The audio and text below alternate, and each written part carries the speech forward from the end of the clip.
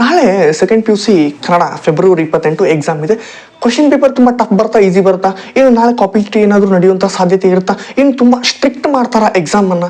ನಾಳೆ ಒಂದು ಪ್ರಶ್ನೆ, ಒಂದು ಭಯ, ನಾಳಿನ ಒಂದು ಪೇಪರಲ್ಲಿ ಇರ್ತಕ್ಕಂಥ ಒಂದು ಭಯ ನಿಮ್ಗೆ ಇಲ್ಲಿ ಕ್ವಶನ್ಸ್ ಮೂಲಕ ಕಾಡ್ತಾ ಇರುತ್ತೆ. ನಾನು ಅದನ್ನು ಉತ್ತರ ಕೊಡ್ತಾ ಇದ್ದೇನೆ ನೋಡಿ. ನಾಳೆ ಕ್ವಶನ್ ಪೇಪರ್ ತುಂಬ ಅಂದರೆ ತುಂಬ ಈಸಿನೂ ಇರಲ್ಲ, ತುಂಬ ಟಫ್ ಕೂಡ ಇರಲ್ಲ. ಒಂದೇ ಪ್ರಶ್ನೆ ಉತ್ತರ ಕೊಡ್ತಾ ಇದ್ದೇನೆ. ಕ್ವಶನ್ ಪೇಪರ್ ತುಂಬ ಈಸಿನೂ ಇರೋದಿಲ್ಲ, ಟಫ್ನೂ ಇರೋದಿಲ್ಲ. ಒಂದು ಮಿಡ್ ರೇಂಜಿಗೆ ಕ್ವಶನ್ ಪೇಪರನ್ನು ಅವರು ತೆಗೆದಿರ್ತಾರೆ. ನೆನ್ಪಿಟ್ಕೊಂಡ್ಬಿಡಿ, ಮೀಡಿಯಂ ಯಾರು ಜಸ್ಟ್ ಪಾಸ್ ಆಗಬೇಕಪ್ಪ ಸಾಕು, ಕನ್ನಡದಲ್ಲಿ ಇಷ್ಟು ಸಾಕಂತ ಅನ್ಕೊಂಡಿರ್ತೀರಾ, ಅವ್ರಿಗೂ ಕೂಡ ಕ್ವಶನ್ ಪೇಪರ್ ಈಸಿ ಇರುತ್ತೆ.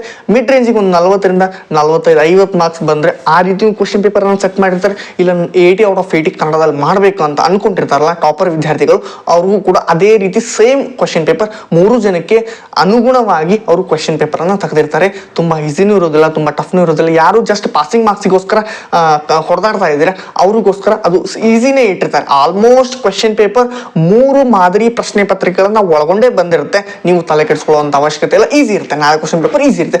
ಹಾಗಿದ್ರೆ ಇನ್ನು ತುಂಬ ಸ್ಟ್ರಿಕ್ಟ್ ಮಾಡ್ತಾರೆ. ಇನ್ನು ಸ್ವಲ್ಪ ಹಿಂದ್ಗಡೆ ನೋಡಿ ಏನಾದರೂ ಬರೆದ್ರೆ ಮತ್ತೇನೋ ಪೇಪರ್ ಇಸ್ಕೊಂಡು ಹೋಗ್ಬಿಡ್ತಾರೆ, ಒಂದು ಅರ್ಧ ಗಂಟೆ ಬಿಟ್ಟು ಏನಾದರೂ ಕೊಡ್ತಾರೆ, ಈ ರೀತಿ ಪ್ರಶ್ನೆ ಇರುತ್ತೆ. ತುಂಬ ಸ್ಟ್ರಿಕ್ಟ್ ಆಗಿ ಮಾಡ್ತಕ್ಕಂಥ ಏನಾದರೂ ಸಾಧ್ಯತೆ ಇರುತ್ತಾ? Know why. ನಾಳೆ ಏನಿರುತ್ತೆ ಅಂತಂದ್ರೆ ಕ್ವಶನ್ ಪೇಪರ್ ಈಸಿನೇ ಇರುತ್ತೆ. ಅದರ ಜೊತೆಗೆ ಸೂಪರ್ವೈಸರ್ ಬರ್ತಾರೆ. ಸೂಪರ್ವೈಸರ್ ಬಂದು ಈ ರೀತಿ ನಿಮಗೆ ಕ್ವಶನ್ ಪೇಪರ್ ವಿತ್ ಆನ್ಸರ್ ಶೀಟನ್ನು ಕೊಡ್ತಾರೆ, ಎಲ್ಲ ನಿಮ್ಗೆ ಇನ್ಸ್ಟ್ರಕ್ಷನ್ಸನ್ನು ಕೊಡ್ತಾರೆ ಅವರು. ಬಟ್ ನೀವೇನು ಮಾಡ್ತೀರಾ ಅಂತಂದರೆ ಮುಂದ್ಗಡೆ ಹಿಂದ್ಗಡೆ ನೋಡೋದನ್ನು ಅವ್ರು ಏನಾದರೂ ನೋಡಿದ್ರೆ ಆನ್ಸರ್ ಶೀಟನ್ನು ಇಸ್ಕೊಂಡು ಹೋಗುವಂಥ ಸಾಧ್ಯತೆ ಇರುತ್ತೆ. ನಾಳೆ ಎಕ್ಸ್ಪೆಷಲಿ ನಾಳೆ ಕನ್ನಡ ಎಕ್ಸಾಮ್ಗೆ ಸ್ಟ್ರಿಕ್ಟ್ ಮಾಡುವಂಥ ಸಾಧ್ಯತೆ ಇರುತ್ತೆ. ಯಾಕಂದರೆ ಮೊದಲನೇ ಪರೀಕ್ಷೆ ನೀವೇನಾದರೂ ಹಿಂದೆ ಮುಂದೆ ನೋಡ್ತಾ ಕುತ್ಕೊಂಡು ಬರ್ಕೊತಾ ಕೂತ್ರೆ ಅದು ತುಂಬ ಟೈಮ್ ಕನ್ಸ್ಯೂಮ್ ಆಗುತ್ತೆ, ವಿತ್ ನಿಮಗೆ ತುಂಬ ಅಪಾಯಕಾರಿ ಅದು. ಸೊ ಹಾಗಾಗಿ ಏನು ಮುಂಬರ್ತಕ್ಕಂಥ ಎಕ್ಸಾಮ್ಗಳಲ್ಲಿ ನೋಡೋಣ, ಅದು ಬೇರೆ ಮಾತು. ನಾಳೆ ಮಾತ್ರ ನೀವು ಫುಲ್ಲಿ ಪ್ರಿಪೇರ್ ಆಗಿ ಕನ್ನಡ ಎಕ್ಸಾಮ್ ನಾಳೆ ಸ್ಟ್ರಿಕ್ಟ್ ಮಾಡ್ತಾರೆ. ಸೂಪರ್ವೈಸರ್ ತುಂಬ ಸ್ಟ್ರಿಕ್ಟ್ ಇರ್ತಾರೆ. ನಾಳೆ ಬೇಸಿಕಲಿ ಸ್ಕ್ವಾಡ್ ಬರುವಂಥ ಸಾಧ್ಯತೆ ಇರುತ್ತೆ. ಅದನ್ನು ಗಮನದಲ್ಲಿ ಇಟ್ಕೊಳ್ಳಿ. ಕಾಪಿ ಚೀಟಿ ಏನಾದರೂ ಮೈಕ್ರೋ ಜೆರಾಕ್ಸ್ ಮಾಡಿಸ್ಕೊಂಡು ಹೋಗ್ತೀನಿ, ಬರ್ತೀನಿ, ಅದೆಲ್ಲ ನಾಳೆ ನಡೆಯೋದಿಲ್ಲ, ತುಂಬ ಸ್ಟ್ರಿಕ್ಟ್ ಆಗಿರುತ್ತೆ. ಸೊ ಸೂಪರ್ವೈಸರ್ ಮೇಲೆ ಡಿಪೆಂಡ್ ಆಗುತ್ತೆ. ಸೂಪರ್ವೈಸರ್ ಏನಾದರೂ ತುಂಬ ಒಳ್ಳೆಯ ವ್ಯಕ್ತಿ ಇದ್ರೆ ಅಂತಂದರೆ ಅವಾಗ ಅವರು ಹಿಂದೆ ಮುಂದೆ ನೋಡ್ಲಿಕ್ಕೆ ಕೊಡ್ತಾರೆ. ಏನೋ ಲಾಸ್ಟ್ ಒಂದು 10 ನಿಮಿಷ 15 ನಿಮಿಷ ಇರೋ ಬಿಫೋರ್. ಸೊ ಅವಾಗ ನೀವೇನಾದರೂ ಏನು ಗೊತ್ತಾಗಲಿಲ್ಲ ಅಂತಂದರೆ MCQ ಅನ್ನು ನೋಡ್ಕೊಂಡು ಬರಿಬೋದು.